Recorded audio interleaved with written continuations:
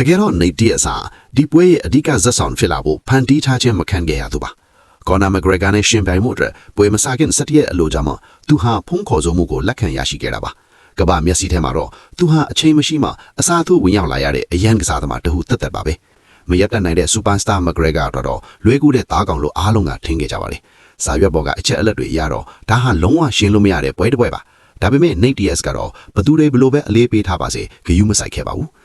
အဲ့ဒီအချိန်မှာမဂရက်ဂါဟာ6နှစ်တိုင်တိုင်ရှုံးပွဲမရှိပဲသူ့ရဲ့အင်အားအကောင်းဆုံးအထွတ်အပြီးအချိန်ကိုရောက်နေတာပါ Featherweight တန်းမှာပေါင်ဝိတ်အလိုက်ကမ္ဘာအကောင်းဆုံးဖြစ်တဲ့ Jose Aldo ကို UFC သမိုင်းမှာအမြန်ဆုံးစံချိန်ဖြစ်တဲ့73စက္ကန့်တန်းနဲ့အလဲထုပြီးချန်ပီယံဆုကိုရယူခဲ့ပါတယ် Mystic Mac လို့လူတီများတဲ့အတိုင်းသူဟာဘယ်အချီမှာအနိုင်ယူမလဲဆိုတာကိုအတိအကျခံမှန်းနေရှိသူပါခြေဖြန်းအယုတ်ပြတ်နေတဲ့ဒဏ်ရာနဲ့တော့ထိတ်တန်းနှဖန်သမား Chad Mendes ကိုအနိုင်ယူပြခဲ့ပါသေးတယ်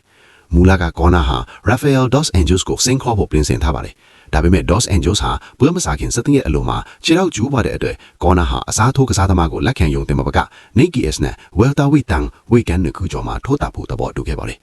Nate Diaz ဟာ UFC ရဲ့စစ်မြေပြင်မှာဆန်စုတစ်ခုကြောင်တိုက်ပွဲဝင်ခဲ့တဲ့ဝါရင်ကစားသမားတဦးဖြစ်ပြီးဘသူရဲ့စံညုံကမှဂယုမဆိုင်မဲ့သူမဟုတ်ပါဘူးသူဟာ Donald Cowboy Cerrone ကိုလက်ဝိတ်ပညာနဲ့အနိုင်ယူခဲ့တယ်လို့ Benson Henderson နဲ့လည်းချန်ပီယံလူပွဲမှာအပြင်းထန်ရှင်းပြိုင်ခဲ့တဲ့သူပါ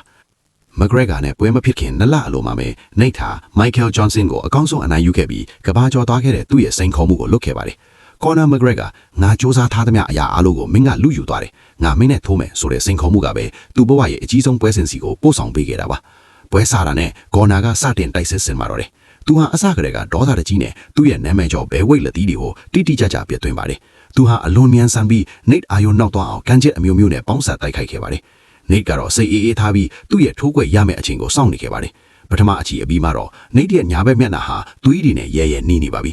ဒုတိယအချီမှာလည်းကော်နာတာဆက်တိုက်ဖိအားပေးနေပြီးနေတ်ရဲ့မျက်နှာဟာသွေးချင်းချင်းနှီးနေတဲ့စစ်မြေပြင်တစ်ခုလိုဖြစ်လာခဲ့ပါတယ်ဒါပေမဲ့အချီဝက်လောက်မှာတော့ဇလန်းကပြောင်းပြန်ဖြစ်သွားပါတော့တယ်နေတ်ရဲ့တိကျတဲ့1-2လက်တီအတွဲလိုက်ကကော်နာရဲ့မျက်နှာကိုအပြည့်အဝထိမှန်သွားပါတယ်ရုတ်တရက်ဆိုသလိုပဲအချီနီဒီပြောင်းလဲသွားပြီးနေတ်ကစတင်ဖိထိုးပါတော့တယ်ကော်နာတယောက်ပင်မနှွမ်းနေပြီးဒဏ်ရာတွေရလာတဲ့အခါအမားတကြီးလိုမိပါတော့တယ်အဲ့ဒါကတော့နေတ်ကိုနှစ်ပန်းတပ်ဖို့ကြိုးစားလိုက်တာပါဒါဟာဖြူဟာထက်ဆိုင်ရင်အသက်ဘဲကလွတ်မြောက်အောင်ဇွန်းတယ်လိုက်တဲ့အမားတကူပါဂျူဂျီဆူကပတ်နဲ့ပိုင်ရှင်ဖြစ်တဲ့နေတ်ကတော့အစင်းသင့်ပါပဲသူဟာကော်နာရဲ့အပေါ်ကနေစီးမိုးပြီးလက်သီးတွေစက်တိုက်ထိုးကြတာကော်နာရဲ့ကြောပံကိုလေးမြန်းစွာရောက်သွားပါတော့တယ်